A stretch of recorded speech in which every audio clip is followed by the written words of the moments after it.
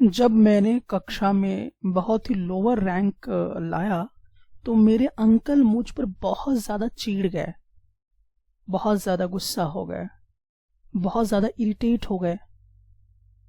तो चलिए आज जानते हैं चिढ़ जाना को इंग्लिश में हम लोग क्या बोलेंगे। जिज्ञासा। चलिए अब हम लोग यहाँ पे सबसे पहले जानते हैं आपका जो रिकॉलेशन है वो कैसे ठीक होगा, आप लंबे समय के लिए कैसे याद रख सकते हो किसी चीज़ को, ये हम लोग यहाँ पे देखेंगे।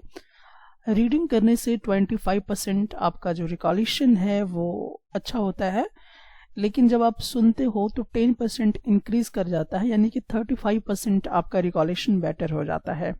जब आप विजुअलाइज करोगे तो 50% आपका रिकॉलेशन बहुत ही बढ़िया होता है, और जब आप उसके बारे में थोड़ा डिस्कशन करोगे, स्पीकिंग करोगे, तो 60% आपका रिकॉलेशन बहुत ही बेहतर होगा।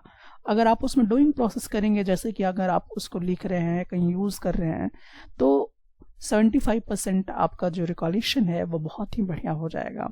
और अगर आप इन सब चीज़ों को यूज़ करते हैं तो 95% आपका रिकॉलेशन बहुत ही बेहतर हो जाएगा। हम लोग इसी टेक्निक को यूज़ करके यहाँ पर मैक्सिमम वोकेबलरी को याद करने का प्रयास करेंगे।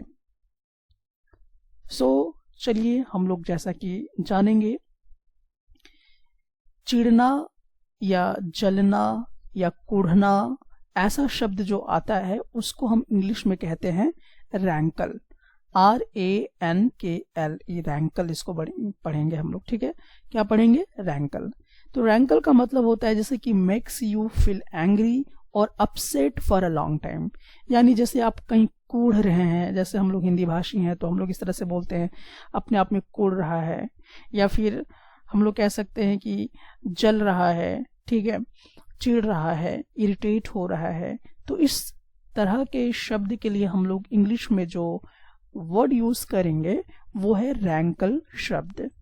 अब हम लोग देखते हैं इसका एंटोनीम और सिनोनिम, मतलब कि जो रैंकल वर्ड है उसका सिमिलर वर्ड क्या होगा और उसका अपोजिट वर्ड क्या होगा।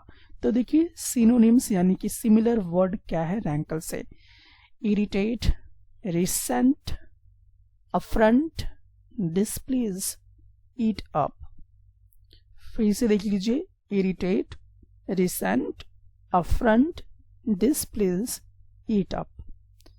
और इसी यानी कि रैंकल शब्द का अगर हम लोग एंटोनिम देखें, यानी कि अपोजिट वर्ड्स क्या होता है, तो वो देखिए: डिलाइट, प्लीज, अपीज, काम, make happy. Delight, please, appease, काम, मेक हैप्पी। तो ये जो है रैंकल शब्द के एंटोनिम और सिनोनिम हुए। अब एग्जाम्पल के तौर पे चलिए हम लोग यूज करते हैं। तो जैसे कि यहाँ पे देखिए, हर स्टमक स्टार्टेड टू रैंकल। अब इस फिगर को देख के तो आप पूरा एक्सप्रेशन समझ ही गए होंगे। हर स्टमक स्टार्टेड टू रैंकल, यानी इसका जो पेट है वो क्या होने लगा? जलने लगा। ठीक है, लेकिन अब कोशिश ये कीजिए कि आप मैक्सिमम टाइम पे रैंकल वर्ड का प्रोनाउंसिएशन कर सकें, ताकि डूइंग प्रोसेस आपके अंदर आ सके, स्पीकिंग आ सके आपके अंदर। तो आप यहाँ पे सब्जेक्ट को चेंज करके या टेंस को चेंज करके इसको मैक्सिमम टाइम पे एग्जाम्पल को सेट कीजिए। जैसे फर्स्ट यहाँ जो लिखा हुआ है, her stomach started to rankle, his stomach started to rankle, my stomach started to रैंकल।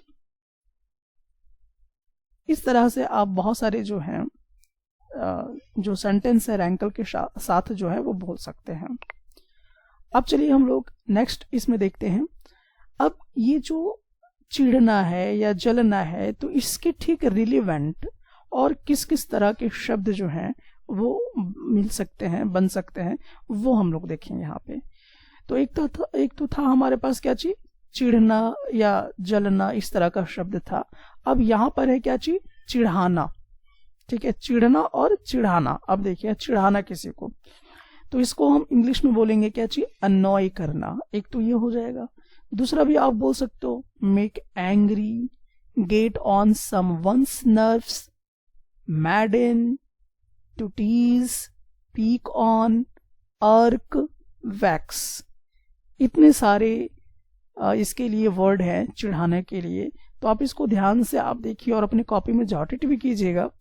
annoy, make angry, get on someone's nerves, madden, to tease, to peek on, to irk, vex, ये तमाम चीजें। अब इसको हम लोग क्या करेंगे, सेंटेंस में मैक्सिमम टाइम बोलने का अभ्यास करेंगे।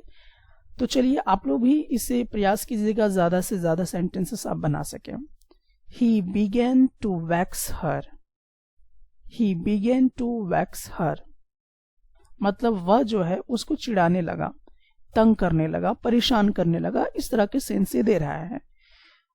I began to vex her, she began to vex her, you began to vex her, why did you begin to vex her, why did he begin to vex her।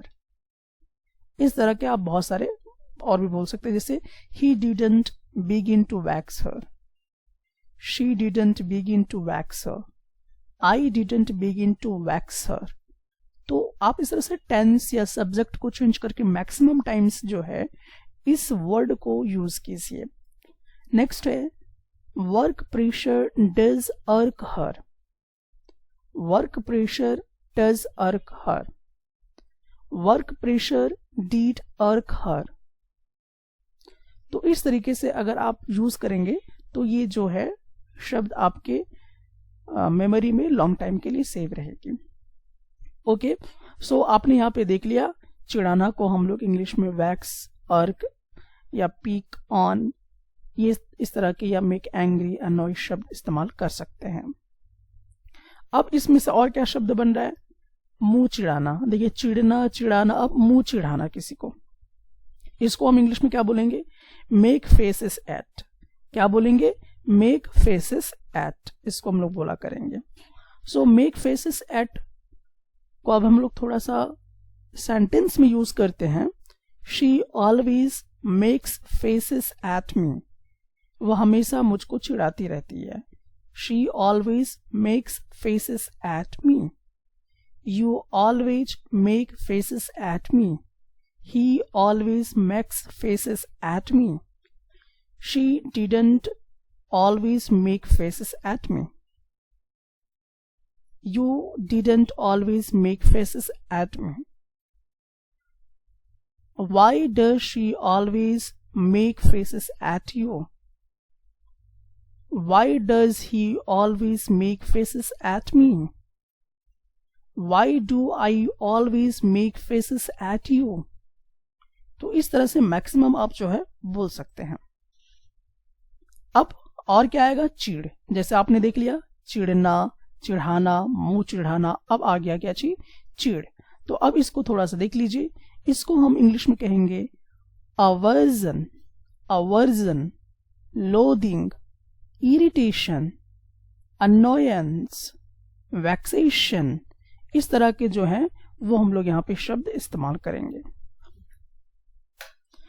तो चीड़ को हम लोग क्या बोलेंगे, aversion, loathing, irritation, annoyance, vexation. Now we will use in sentences she has an aversion to him, she has an aversion to him, he has an aversion to him, you have an aversion to him, have you an aversion to him, I don't have an aversion to him, does she have an aversion to him। Okay, next है she began loathing him, he began loathing him, you began loathing him, she didn't begin loathing him, he didn't begin loathing him, did he begin loathing him, did you begin loathing him, why did you begin loathing him। I think आपको ये बात समझ में आ गया होगा कि किस तरह से हम लोग मैक्सिमम यूज कर रहे हैं। चलिए इसके बाद भी अगर आपको समझ में नहीं आया है तो इट्स टाइम टू अब हम लोग यहाँ पे साइंटिफिक मेथड्स यूज करेंगे और इसको याद रखने का प्रयास करेंगे। तो चलिए यहाँ पे जैसे कि मैंने आपसे सबसे पहले एक स्टोरी मैंने आपको सुनाया था, दैट इज जब मैं अपने क्लास में लो रैंक लाता हूँ तो मेरे जो अंकल हैं वो मुझ पर चिढ़ जाते हैं। ठीक है, तो अब देखिए ये यहाँ पे थोड़ा सा हम लोग कोड बनाएंगे और कोड को थोड़ा सा हम लोग यहाँ पे देखेंगे कि किस तरह से ये काम कर रहा है। सबसे पहले यहाँ पे जो अंकल है इसको अंकल बना देते हैं, अंकल को हम क्या बना देंगे, अंकल बना देंगे। तो कोड हमारा बन गया अंकल। ठीक है, अच्छे रैंक भी आ रहा है ना यहाँ पे, अगर आप ध्यान से अगर इसको देखेंगे तो यहाँ से अगर आप पढ़ेंगे तो रैंक भी मिलेगा आपको। तो इसका एक और भी हमने बना दिया लो रैंक। ठीक है, तो जब आपका रैंक लो आया तो आपके अंकल क्या हो गए, चिढ़ गए।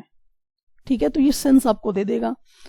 तो चिढ़ा कौन, आपका अंकल। क्यों, क्योंकि आपका जो रैंक था वो लो आया, आपका रैंक लो आया तो आपके अंकल क्या हो गए, चिढ़ गए।